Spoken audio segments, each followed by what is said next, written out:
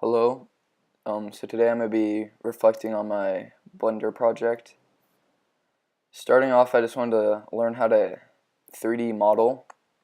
So I decided to use Blender because I knew some other people in our class had been using it. And then I also decided I wanted to make a Viking because that's our mascot. So I decided to use this picture to kind of try to model it after. And I pretty much followed everything except for the sword.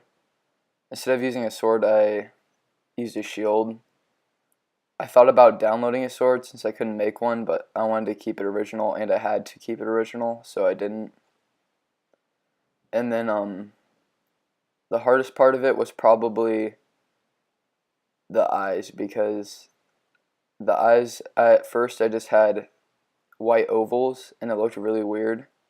So I had to add eyelids, eyebrows, and then also the beard was kind of hard. I had to get Logan to help me because the textures weren't loading in when I rendered it. They were just appearing as like white textures, like just white, that's it. And I eventually got it to load in as the actual PNG file. And then for the body, that was probably the easiest part because I just had to make it from a cube. And then the horns were also hard because I had to mess with a lot of like vertexes to be able to angle them into a point. And then finally the shoes were pretty easy. I just expanded them off the legs and turned them into their own little kind of shape, I guess.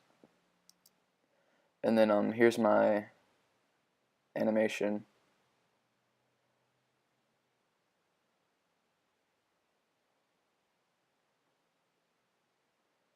It also took a while for me to render this animation. It took like, I just had to leave it running overnight, even though it was like, I think it's like 400 something frames. In order to create this animation though, I had to basically create a focal point and then rotate along the x-axis, the y-axis, and then the z-axis. And that's, you can see it rotates once each way in my video. And I found out also when I rendered it out that it was just all black because I had never used Blender before, so I didn't know what to expect.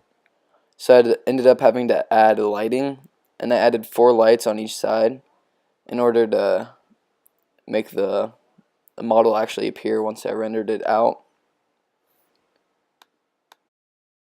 Overall though, I'm glad I decided to do Blender for this Imagine project. I kind of always wanted to learn how to create a model in Blender. Well, not necessarily Blender, but any 3D modeling application. One thing I wish I would have had was a better tutorial. I didn't really have an amazing tutorial to follow to create this character.